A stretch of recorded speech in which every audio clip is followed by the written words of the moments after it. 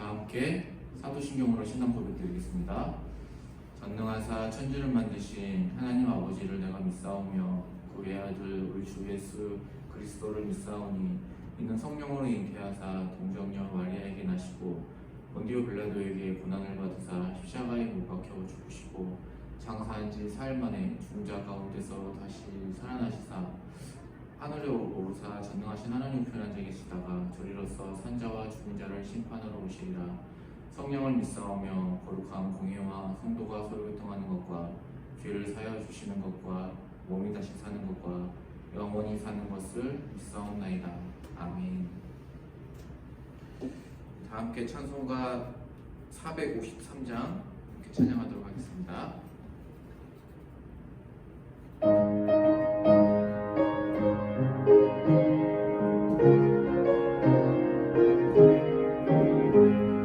예수도 알기 원하네 크고도 넓은 은혜와 계속해 주신 사랑을 간절히 알기 원하네 내 평생의 소원 내 평생의 소원 계속해 주신 사랑을 간절히 알기 원하네 성령이 스승되셔서 진리를 가르치시고 거룩한 뜻을 깨달아 예수를 알게 하소서 내 평생의 소원 내 평생의 소원 계속해 주신 사랑을 간절히 알기 원하네 성령의 감화 받아서 하나님 말씀 배우니 그 말씀 안절안절히 내 맘에 교훈되도다 내 평생의 소원 내 평생의 소원 계속해 주신 사랑을 간절히 알기 원하네 예수가 계신 보좌는 영광이 둘려있도다 평화의 왕이 오시니 그 나라 왕성하도다 내 평생의 소원 내 평생의 소원 계속해 주신 사랑을 간절히 알기 원하네. 아멘. 오늘 우리에게 주신 하나님 말씀은 베드로후서 1장 12절에서부터 21절까지의 말씀입니다. 베드로후서 1장 12절에서부터 21절까지의 말씀을 제가 봉독하겠습니다. 그러므로 너희가 이것을 알고 이미 있는 진리에 서 있으나 내가 항상 너희에게 생각나게 하려 하노라. 내가 이 장막에 있을 동안에 너희를 일깨워 생각나게 함이 옳은 줄로 여기노니 이는 우리 주 예수 그리스도께서 내게 지시한 것 같이 나도 나의 장막을 벗어날 것이 임박한 줄을 알미라. 내가 힘써 너희로 하여금 내가 떠난 후에라도 어느 때나 이런 것을 생각나게 하려 하노라.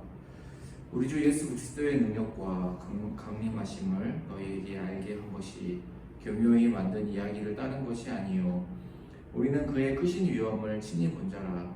지극히 큰 영광 중에서 이러한 소리가 그에게 나기를 이는 내 사랑하는 아들이요 내 기뻐하는 자라 하실 때 그가 하나님 아버지께 존귀와 영광을 받으셨느니라.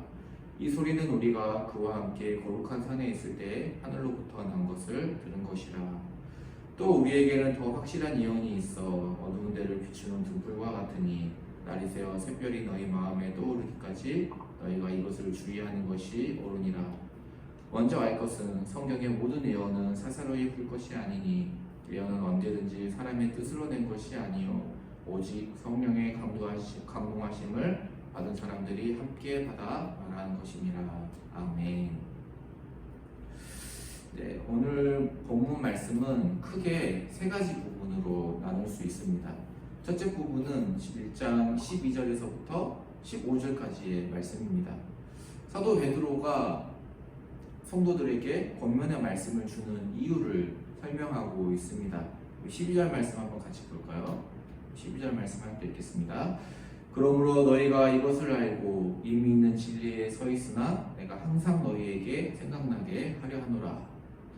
베드로는 성도들에게 이미 알고 있고 이미 진리에 서 있지만 항상 너희에게 생각나게 하려 하노라 하고 말씀하고 있습니다. 이 소중한 복음의 진리를 항상 생각나게 하기 위해서 그 진리 위에 항상 서 있을 수 있도록 한 번 더 말하는 것이고 더 강조하고 있다고 말씀하고 있는 것입니다. 여기서 중요한 단어는 저는 항상입니다. 사도 바울도 비슷한 말씀을 한 적이 있습니다. 항상 기뻐하라, 쉬지 말고 기도하라, 범사에 감사하라. 이는 그리스도 예수 안에서 너를 향하신 하나님의 뜻이니라. 여기에서 중요한 것은 그 내용이 아니라 항상이라는 단어입니다. 항상, 쉬지 말고, 범사에. 이 세 가지 단어가 사실은 같은 뜻이죠. 항상을 세 번이나 반복하고 있는 것입니다. 항상 기도하고, 한 번 기도하고, 한 번 감사하고, 한 번 기뻐하고, 한 번 복음 위에 서 있는 것은 삶의 어떤 큰 변화나 흐름을 만들어내지 못합니다. 한 번 해보고 에이 안 되네 하고 포기하고 마는 것입니다. 어쩌다 한 번 복음의 진리 위에 순종하고 어쩌다 한 번 순종하는 것도 마찬가지 아니겠습니까? 그러니 중요한 것은 항상입니다. 항상 복음의 진리 위에 서 있고 항상 기뻐하며 감사하는 삶을 살 때 우리는 항상 삶의 변화와 흐름을 만들어낼 수 있습니다. 지난주까지 우리가 역대기 말씀을 묵상하였는데 담임 목사님께서 말씀하신 그 솔로몬 중흥군의 왕들이 걸리는 이유가 무엇입니까? 우리 하나님께서 우리에게 원하시는 것은 한 번 겸손하고 한 번 순종하고 이런 것들을 원하시지 않기 때문입니다. 처음에 왕이 됐을 때만 하나님 앞에 겸손히 그때 한 번 순종하고 그때 한 번 겸손히 엎드리고 기도하는 것은 나중에 가서 넘어질 위험이 늘 있는 것이죠. 항상 변함없는 진리 위에 서 있지 않으면 우리도 역대기의 왕들처럼 처음에는 뜨겁게 올바르게 신앙생활을 했지만 나중에는 하나님을 교만하게 대적하는 자리에 내가 설 수 있는 것입니다. 특별히 베드로는 자신이 장막을 벗은 날 죽음이 임박했음을 잘 알고 있었습니다. 그러므로 그가 아끼는 교회를 향해서 더욱더 간절한 마음으로 성도들이 항상 진리 위에 서 있기를 당부합니다. 이전에 주님께서 베드로에게 내 양을 먹이라는 주님의 당부가 사도로 하여금 더욱더 그런 마음을 들게 하였을 것입니다. 13절과 14절 말씀 우리 함께 보도록 하겠습니다. 내가 이 장막에 있을 동안에 너희를 일깨워 생각나게 함이 옳은 줄로 여기노니 이는 우리 주 예수 그리스도께서 내게 지시한 것 같이 나도 나의 장막을 벗어날 것이 임박한 줄을 알미라. 육신의 장막이라는 표현은 초대교회 지도자들이 즐겨 쓰던 표현입니다. 이 표현은 구약 시대의 족장들의 삶의 모습에서 유래한 것입니다. 그들은 유목민이었습니다. 약속을 당한 순례의 길에 있었기 때문에 장막에 살았습니다. 장막이라는 것은 잠시 거하고 다시 거처를 옮겨서 장막을 치고 잠시 거주하는 삶이라는 것이죠. 이 땅에서의 삶이 나그네의 삶이며 진짜 본향은 영원한 본향, 하늘나라에 있기에 믿음으로 사모하면서 이 땅의 육신이 잠시 거하는 초소로 자신의 몸을 장막이라고 표현한 것입니다. 인생의 마지막 순간임을 기억하면서 자기가 없더라도 생명의 진리가 기억나기를 바란다는 그 베드로의 마음에서 그의 간절함을 우리는 느낄 수 있습니다. 그래서 우리도 이 말씀을 더 깊이 마음에 새겨야 할 것입니다. 두 번째 부분은 16절에서부터 18절까지의 말씀입니다. 이번에는 사도 베드로가 직접 본 사건을 증언하고 있습니다. 예수님과 함께 변화산에서 체험했던 것들을 다시 한번 확실하게 증거하면서 생명의 복음을 나누는 내용입니다. 왜냐하면 당시에는 힘들고 어려운 상황 속에서 이 말씀의 권위와 사도들의 가르침에 대해 의심하는 사람들이 있었습니다. 사실 그때뿐이겠습니까? 오늘날도 마찬가지 아니겠습니까? 말씀을 믿지 않고 어떤 신화나 터무니없는 이야기로 치부하거나 마음이 연약한 사람들이 의지할 데가 없기에 종교를 의지하는 것이라고 생각하는 사람들도 많이 있습니다. 그런 사람들을 향해서 베드로 사도는 자신이 직접 하나님의 아들 예수 그리스도를 만났고 함께 먹고 자며 동고동락했으며 그리고 그 중에서도 직접 체험했던 가장 놀랍고 중요한 사건을 소개하면서 성경의 메시지의 권위를 확실하게 선포하고 있는 것입니다. 16절 말씀을 제가 읽어드리도록 하겠습니다. 우리 주 예수 그리스도의 능력과 강림하심을 너희에게 알게 한 것이 교묘히 만든 이야기를 따른 것이 아니요 우리는 그의 크신 위엄을 친히 본 자라. 예수 그리스도의 복음은 역사에 기초한 사건입니다. 베드로 사도 자신이 가장 확실한 증인이고 그 목격자였기에 가장 확실한 권위이고 증인이라고 말할 수 있는 것입니다. 또한 변화산 사건이 무엇을 의미합니까? 17절 말씀 함께 보도록 하겠습니다. 지극히 큰 영광 중에서 이러한 소리가 그에게 나기를 이는 내 사랑하는 아들이요 내 기뻐하는 자라 하실 때에 그가 하나님께 존귀와 영광을 받으셨느니라. 하나님이 친히 예수님을 하나님의 아들로 확증하시고 성경도 그리스도에 대해서 예언하셨습니다. 이처럼 그리스도의 오심과 그분의 일하심, 부활이 모두 사실이듯이 그분의 재림도 역시 역사 가운데서 실현될 것입니다. 이번 주 금요일이 이제 예수님께서 이 땅에 오신 성탄절이지요. 그분이 이 땅에 오심을 기념하는 날이지만 하나님은 다시 이 땅에 주님의 심판의 주로 다시 재림해서 오실 것입니다. 그날을 항상 예비하며 살아가는 저와 여러분 되시기를 예수님의 이름으로 소망합니다. 마지막으로 세 번째 부분은 19절에서부터 21절까지의 말씀입니다. 여기 마지막 부분은 애언자들의 애언에 관한 말씀입니다. 베드로는 예수님을 통해서 구원을 얻는다는 복음의 진리와 실체를 성경을 통하여서 증명하기 위하여 강하고 분명하게 강조합니다.